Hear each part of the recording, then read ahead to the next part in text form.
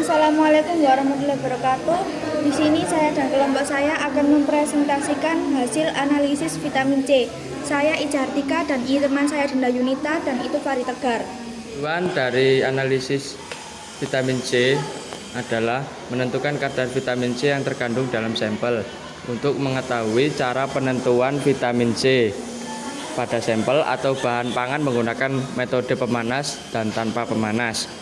Alat dan bahan yang digunakan dalam uji vitamin C: 1. Tabung reaksi yang berjumlah 7, 2. Gelas plastik air mineral yang berjumlah 7, 3. Rak tabung reaksi, 4. Pipet tetes, 5. Penjepit tabung reaksi, 6. Gelas beker, 7. Kompor listrik. 1. Betadine, 2. Larutan UC 1000, 3. Larutan tomat, 4. Larutan wortel, 5. Larutan mangga, 6. Larutan jeruk nipis, 7. Larutan mentimun, 8. Aquades. Karakteristik bahan dari uji vitamin C: 1. Betadine, cair bau menyengat berwarna merah kecoklatan. 2. Larutan UC 1000, karakteristik cair berwarna kuning berwarna jeruk masam. 3. Larutan tomat, cair berwarna merah. 4. Larutan wortel, cair berwarna oranye cerah. 5. Larutan mangga, cair kental berwarna oranye kecoklatan, rasanya manis. 6. Larutan jeruk nipis, cair berwarna hijau pudar, rasanya masam, berbau segar. 7. Larutan mentimun, cair berwarna hijau muda. Dasar teori, vitamin C adalah kristal putih yang larut dalam air. Vitamin C yang disebut juga sebagai asam askorbat merupakan vitamin yang larut dalam air. Dalam keadaan kering, vitamin C cukup stabil, tetapi dalam keadaan larut, vitamin C mudah rusak karena bersentuhan dengan udara atau oksidasi, terutama apabila terkena panas. Vitamin C tidak stabil dalam larutan alkali, tetapi cukup stabil dalam larutan asam. Vitamin C mudah diabsorpsi secara aktif. Tubuh dapat menyimpan hingga 1.500 mg vitamin C bila dikonsumsi mencapai 100 mg sehari.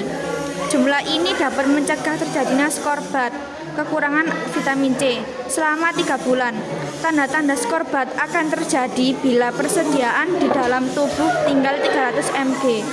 Konsumsi melebihi taraf, kejenuhan akan dikeluarin melalui urin. Dalam pengujian ini menggunakan sebagai indikator vitamin C.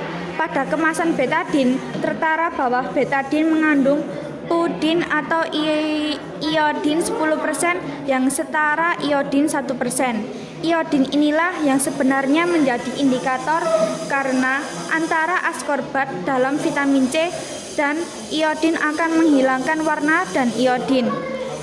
Reaksi terhadap betadine, bila dalam larutan betadine dimasukkan vitamin C, maka akan terjadi reaksi antara asam askorbat dan ion iodin.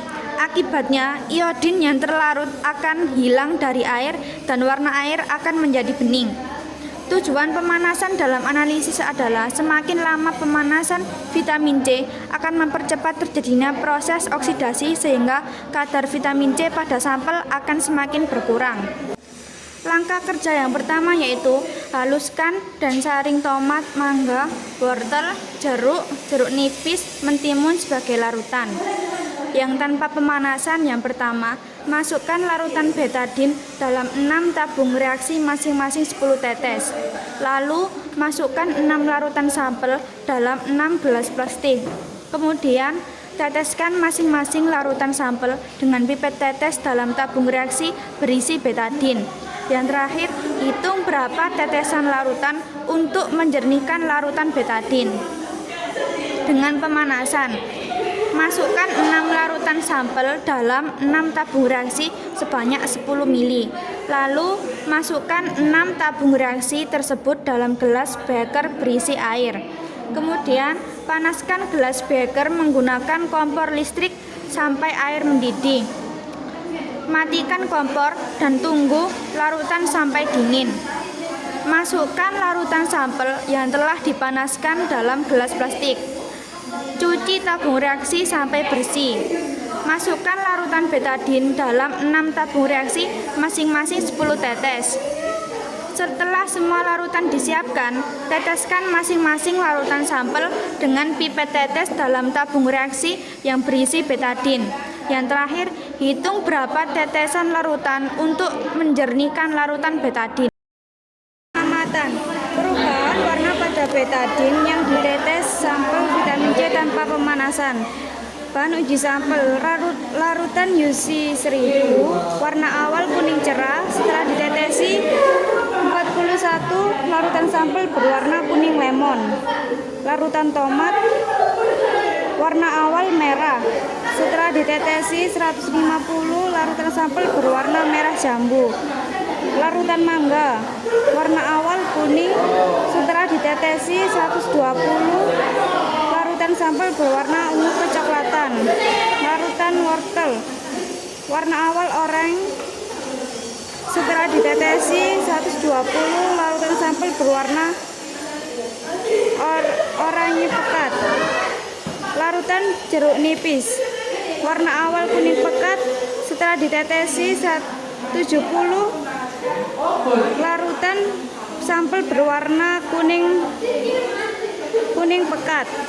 Larutan mentimun, warna awal berwarna oranye, setelah ditetesi 150, larutan sampel berwarna kuning kunyit.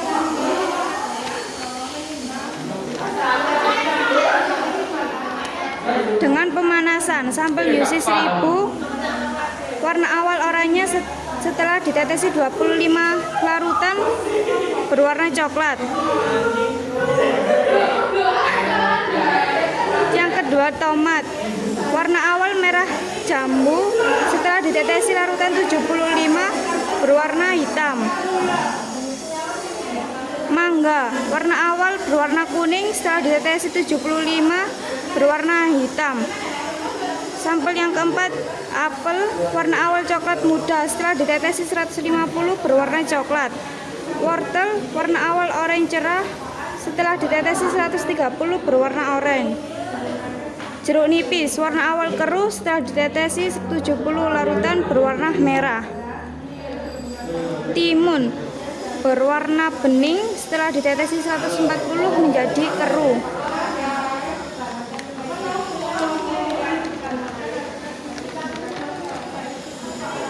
Pembahasan. Dalam praktikum kali ini menggunakan betadin sebagai indikator. Pada praktikum ini perubahan warna dan jumlah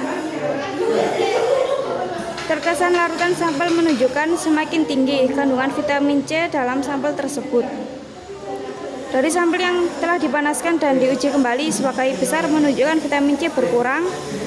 Terlihat dari jumlah tetesan. Jumlah tetesan semakin sedikit untuk menjernihkan betadin. Sebelum dipanaskan 12 tetes, sesudah dipanaskan 10 tetes. Hal ini dapat terjadi karena proses pemanasan terjadi penguapan air, sehingga vitamin C-nya semakin pekat dibanding yang sebelum dipanaskan. Larutan vitamin C pada sampel dari paling tinggi ke paling rendah adalah larutan UC 1000. Kesimpulan. Dalam uji vitamin C ini bahwa kandungan vitamin C paling tinggi berturut-turut pada larutan UC 1000, tomat, larutan mangga, larutan wortel, dan mentimun.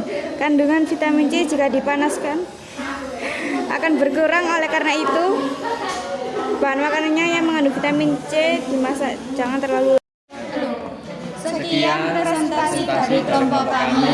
Wassalamualaikum warahmatullahi wabarakatuh.